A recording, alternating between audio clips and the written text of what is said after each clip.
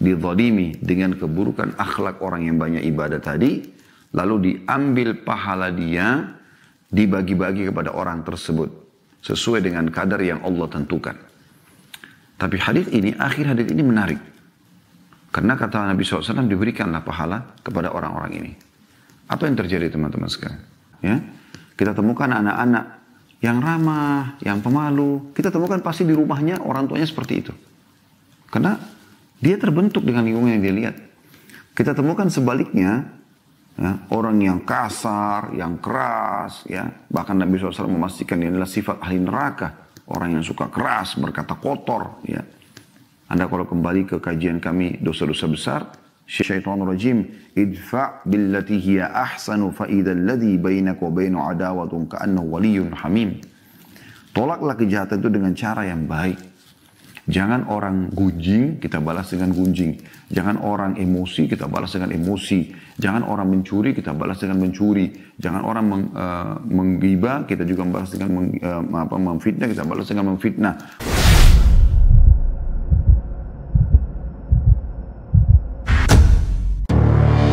Assalamualaikum warahmatullahi wabarakatuh. Alhamdulillah, wassalatu wassalamu ala rasulillah. Segala puji dan puja kehadirat Allah subhanahu wa ta'ala, juga salawat dan taslim kepada Nabi besar Muhammad sallallahu alaihi wa ala alihi wa sahbihi wasallam.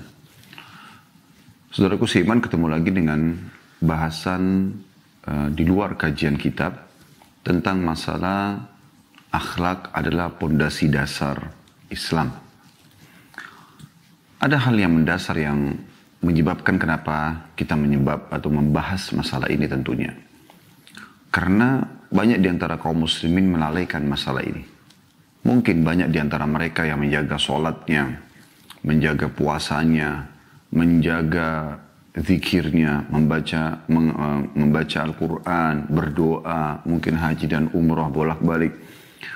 Dan banyak ibadah-ibadah yang lain dikerjakan. Tetapi mereka tidak peduli di satu sisi yang sebenarnya bisa menjadi penyebab hancurnya seluruh amal-amal tersebut. Yaitu masalah buruknya akhlak. Kita akan buka dengan hadis Nabi SAW yang tidak asing bagi teman-teman agar menjelaskan apa yang saya sampaikan di mukaddimah tadi. Hadis sahih, kata Nabi SAW, apakah kalian tahu siapa orang yang bangkrut? Atadruna manil muflis? Maka para sahabat mengatakan, man la dirham lahu wala dinar ya Rasulullah. Orang yang nggak punya dirham dan dinar. Atau bahasa penjelasannya, orang yang bisnis kemudian rugi. Duitnya semua hilang. Maka kata Nabi SAW, bukan itu. Al-muflisu mayati yawmal qiyamah. Orang yang bangkrut yang sebenarnya yang datang pada hari kiamat. Perhatikan apa kata Nabi SAW.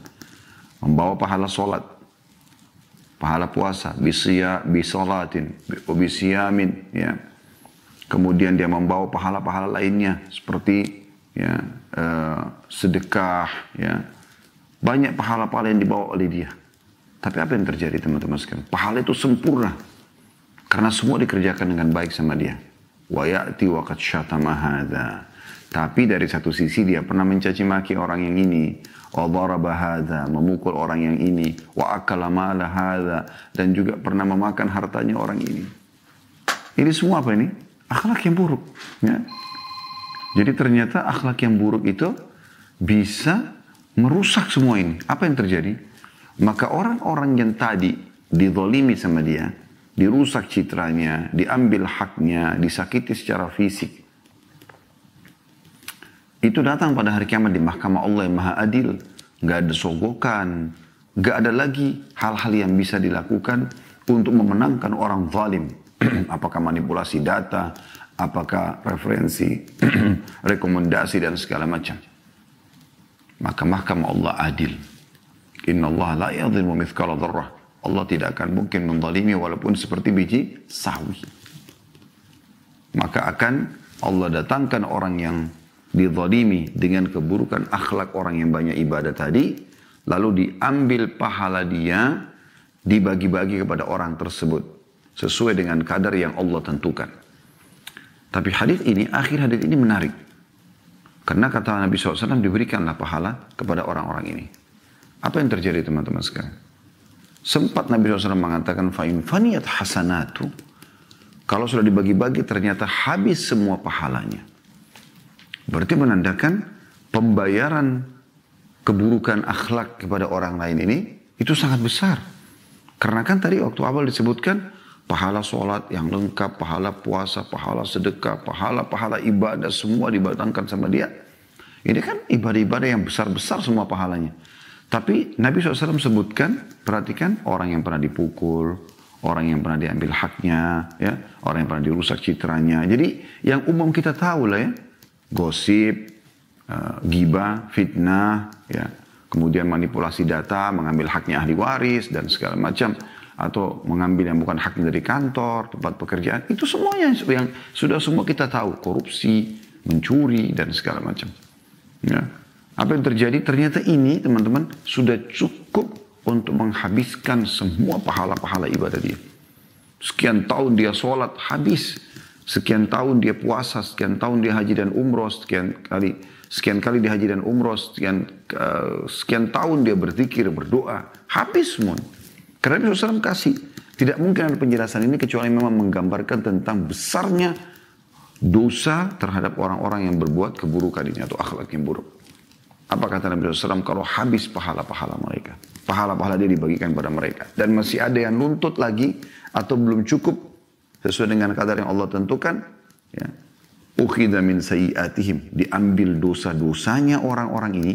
Ya zinanya, ya membunuhnya, ya ribanya, ya segala macam. Ulkiya ilaih. Dibebankan pada dia. Bayangkan seluruh pahala dia habis. Lalu kemudian dia tidak pernah melakukan dosa, dibebankan pada dia. Dia yang harus menggantikan dihukum terhadap dosa-dosa tersebut. Fa'ulkiya finnar. Maka dengan itu dia dilemparkan dalam api neraka. Abada ma baina masyriq wal maghrib. Lebih jauh daripada jarak timur dan barat. Ini mukaddimah pembukaan kita teman-teman sekalian.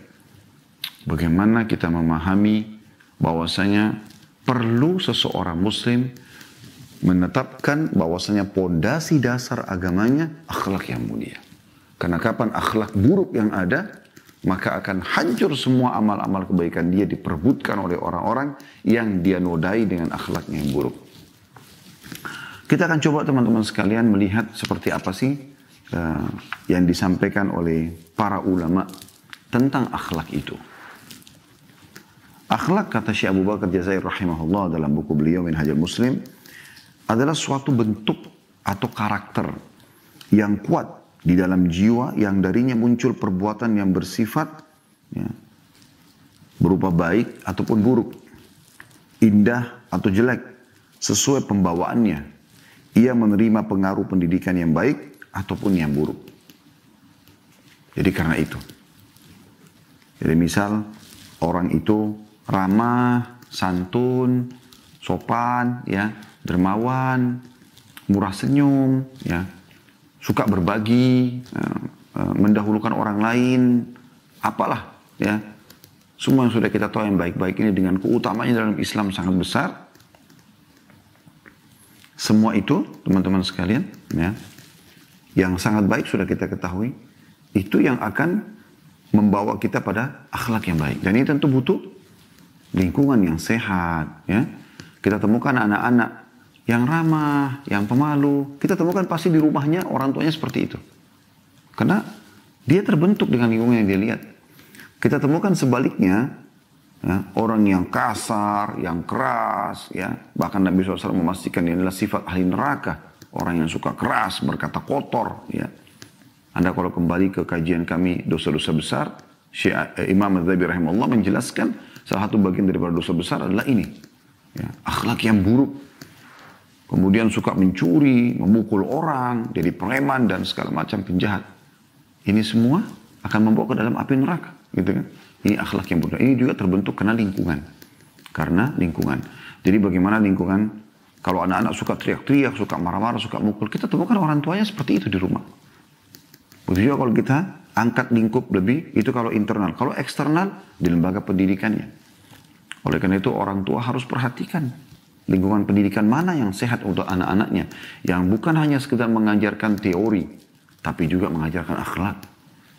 kita temukan teman-teman sekalian di sekolah-sekolah pendidikan umum di negara kita bicara misalnya. Pendidikan agamanya kan ada. Tapi karena tidak didukung dengan lingkungan yang sehat. Saya pernah baca salah satu buku pendidikan agama yang dimiliki oleh ponakan saya di sekolah umum. Saya lihat kalau memang pendidiknya ini benar dalam menyampaikan, dalil-dalilnya sudah jelas, bab-babnya sudah jelas gitu kan, dan jam ya pendidikannya ditingkatkan, bukan cuma sepekan misalnya sejam atau 2 jam, tapi dia setiap hari harus ada sehingga bisa membentuk karakter murid atau siswa, maka itu sangat luar biasa sebenarnya. Tapi karena jamnya sedikit dan tidak dijadikan sebagai sebuah materi yang penting, beda kalau tidak lulus pendidikan agama Islam yang mengajarkan akhlak dengan kalau tidak lulus matematika, biologi. Yang ini bisa tidak naik kelas, kalau ini bisa dibantu. Jadi seakan-akan tidak penting untuk belajar agama yang isinya adalah akhlak. Nah ini yang jadi masalah. Tapi kalau lingkungannya itu baik, sekolah pendidikannya baik, ya, dia sekolah yang Islam, mengajarkan adab dan akhlak, ya, bagaimana disiplin, bagaimana berderma dan segala macam, itu akan membentuk ya teori yang dia pelajari secara agama dan juga praktek lapangan lingkungannya mendukungnya. Maka terus saya mengajak Bapak Ibu sekalian berhati-hati sekali dalam mencari lembaga-lembaga pendidikan. Anda pun berhati-hati dalam bermuamalah di depan anak-anak. Ya. Tunjukkan akhlak yang mulia. Nanti akan kita sebutkan teman-teman sekalian, apa sih kalau Anda bertanya yang saya dapatkan kalau saya berakhlak yang baik? Banyak sekali keutamaannya. Tinggi sekali derajat Anda di sisi Allah Subhanahu wa taala. Lalu Syekh Abu Bakar mengatakan rahimahullah, bila bentuk di dalam jiwa ini dididik tegas, mengutamakan kemuliaan dan kebenaran, cinta kebaikan, gemar berbuat baik, dilatih mencintai keindahan, ya, membenci keburukan sehingga menjadi wataknya, maka keluarlah darinya perbuatan-perbuatan yang indah dengan mudah tanpa keterpaksaan. Indah inilah yang dimaksud dengan akhlak yang baik. Perbuatan indah yang keluar dari kekuatan jiwa tanpa keterpaksaan ini disebut akhlak yang baik. Seperti kemurahan hati, lemah lembut, sabar, teguh, mulia, berani, adil. Ya. Kemudian akhlak-akhlak yang lainnya yang menyempurnakan jiwa seseorang. Begitu juga jika ditelantarkan, tidak disentuh oleh pendidikan yang memadai atau tidak dibantu untuk menumbuhkan unsur-unsur kebaikannya yang tersembunyi di dalam jiwa atau bahkan dididik dengan pendidikan yang buruk sehingga kejelekan menjadi kegemarannya, ya, kebaikan menjadi kebenciannya dan omongan serta perbuatan tercelah mengalir tanpa merasa terpaksa, maka jiwa yang demikian disebut dengan akhlak yang buruk. Perkataan dan perbuatan tercela yang keluar darinya disebut akhlak tercela. Seperti ingkar janji, khianat, dusta, putus asa, tamak, kasar, ya, kemarah, mudah emosi, kekejian, berkata kotor, dan seterusnya yang disebut dengan akhlak yang buruk.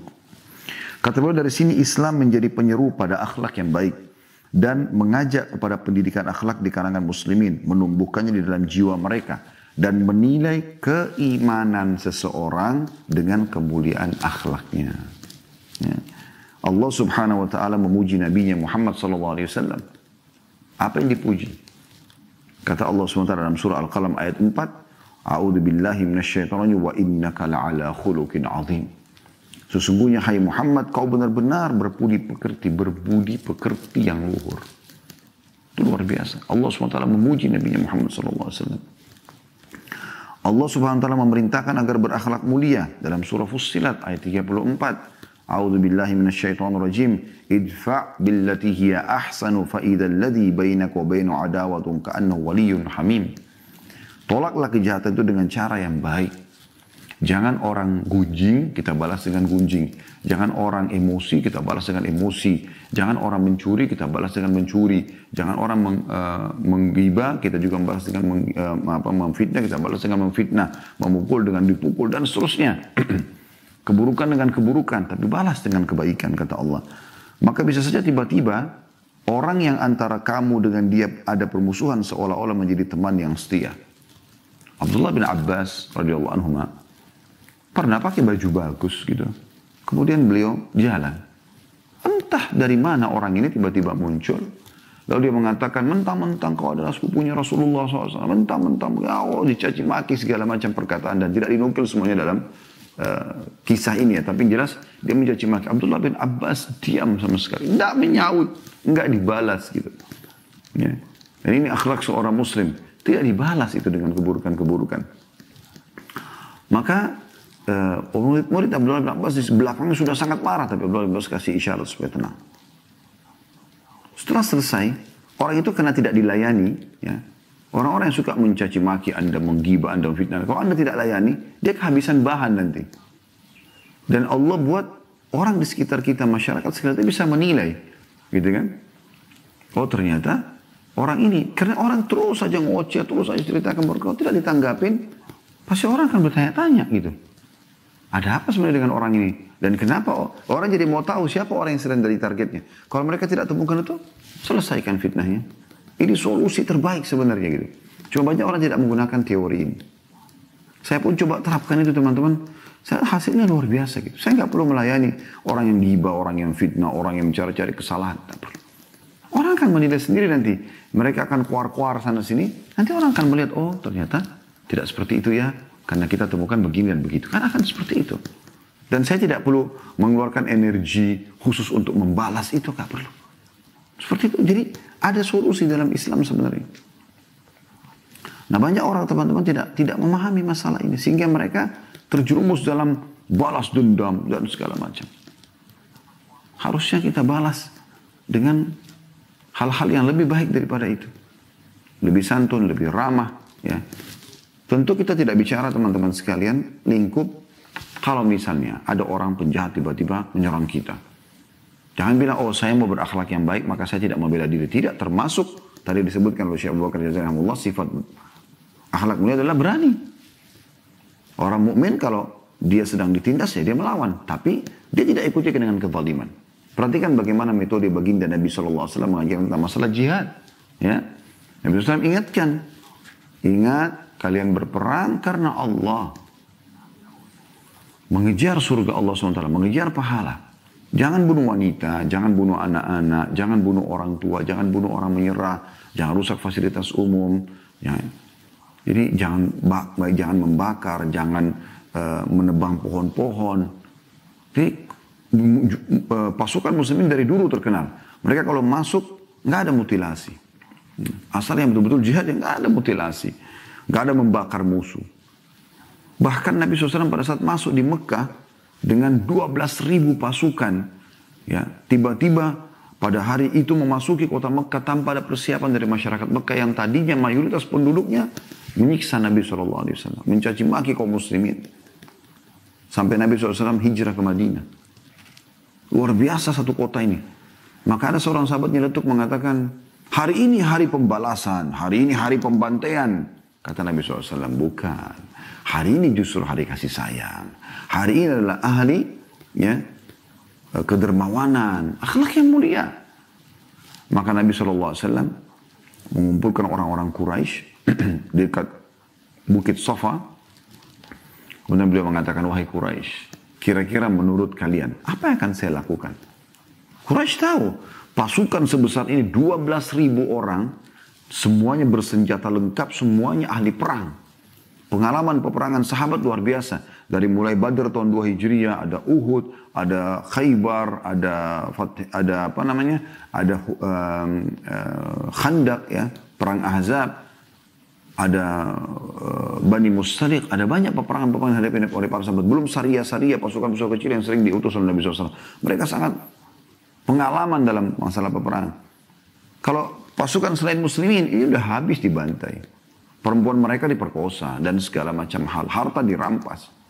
Orang-orang Quraisy ketakutan tahu benar nih bagaimana mereka dulu jahat dengan Nabi SAW. Maka mereka mengatakan, hai Muhammad, engkau adalah orang yang berakhlak mulia, engkau adalah orang yang baik, kami punya hubungan kerabat denganmu, dan segala macam puji-pujilah. Nabi SAW kemudian mengatakan, semua tradisi jahiliyah kalian di kakiku. Syirik kepada Allah, menyembah patung, segala macam hal, itu tidak ada. Dan pergilah, kalian semua bebas. Rumah-rumah mereka, harta mereka pun semua tidak ada yang diambil oleh pasukan muslimin. Sama sekali. Akhlak yang luar biasa. Sehingga membuat mayoritas penduduk Mekah masuk Islam pada saat itu. Kalau seandainya terjadi pembantaian dan segala macam, apa yang akan terjadi kira-kira pada saat itu? Mau nggak mau tetap ada bibit kebencian dan bisa saja terjadi pembentukan kelompok-kelompok untuk menyerang muslimin setelah mereka berkuasa pun. Tapi tujuan Nabi SAW bukan itu, bagaimana agama mulia ini diterima oleh manusia. Waktu Nabi SAW, makanya Allah SWT memuji dalam surah Al-Qalam tadi. Sungguh kau memiliki akhlak yang mulia. Beliau pergi di Mekah ditolak dakwanya. Lalu itu beliau cari kota yang terdekat mana? Ada kota Taif. Beliau pergi ke kota Taif, berdakwah. Apa yang terjadi? Ditolak. Kisah yang cukup panjang, Anda bisa kembali kajian Sirah Nabawi kami di playlist YouTube, insya Allah ada. Dakwah ke kota Taif. Beliau masuk, ditolak. Tidak cukup di situ, bukan cuma sekali ditolak. Pemimpin kota Taif itu ada 3 orang ya. Mereka bersaudara semuanya, menyuruh masyarakatnya melempari batu Nabi SAW. Dan cara lempar batunya unik. Bukan asal lempar. Maka diperintahkan melemparkan batu di kaki yang sedang diangkat. Jadi Nabi SAW kalau mengangkat kaki kanan itu yang dilempari oleh masyarakat. Bayangkan sekian banyak orang melemparkan batu. Begitu sakitnya. Batu kecil aja sudah sakit luar biasa. Jadi kalau diturunkan, ya, dalam kondisi sudah kesakitan, yang kiri diangkat, dilempari lagi yang kiri itu. Sampai Nabi SAW keluar dalam kondisi berdarah, keringatan, letih, diusir, ditutup itu gerbang kota Taif. Beliau sementara mau pulang ke Mekah, antara Mekah sama Taif. Beliau tidak tahu harus berbuat apa. Beliau mengatakan, wahai Tuhanku, kemanakah engkau akan arahkan hidupku? Tidak marah sama Allah. Tetap dia membahasakan dengan santun sebagai seorang hamba. Ya Allah, kemanakah engkau akan arahkan hidupku? Kepada sebuah masa depan yang belum jelaskah? Maksudnya aku belum tahu aku harus buat apa. Atau musuh yang akan menyakitiku. Tapi ya Allah, kalau seandainya semua ini ya, membuatmu ridho, mata mengatakan ini perkataan Tuhanku yang aku lalaikan selama ini. Terus beliau beriman. Ini hasil dari pembalasan Nabi SAW di sini, tanda kutip yang baik. Ya, luar biasa gitu. Dan banyak sekali Abu Sufyan yang tadinya benci Islam sama Hindun istrinya yang masyhur, Hindun yang membelah dadanya Hamzah di Uhud, beriman di pembebasan kota Mekah. Dan lahir dari keturunan mereka ada Muawiyah bin Abi Sufyan radhiyallahu anhu, penulis wahyu. Ya, bagaimana dia membantu mengeluarkan pasangannya dari kesalahan itu. Bagaimana kalau seorang istri menjadikan kekeliruan dan kekurangan suaminya sebagai target untuk dia bisa menjadi amal jariah. Saya bertemu banyak sekali model-model seperti ini pada saat umroh, pada saat haji, pada saat selepas taklim, tabligh akbar atau taklim, mereka buat pengakuan-pengakuan. Ada seorang bapak datang kepada saya mengatakan, Ustaz, saya berubah karena istri saya ini, kebetulan umroh sama kami, karena istri saya ini. Ketiga yang mungkin bisa didengar, pamannya kah, mungkin kalau dia sudah punya anak dewasa, ajak supaya ngobrol sama dia. Semoga dengan upaya kita memperbaiki, Allah berikan kesadaran dalam hatinya, ternyata orang-orang sekitarnya menyayangi dia, bukan memusuhinya. Daripada sebenarnya sama saja sih, targetnya adalah membuat dia keluar dari permasalahannya. Tapi ada orang dengan cara marah-marah, minta cerai dan segala macam. Terus setelah itu status janda, status duda. Habis itu anak-anak bagaimana?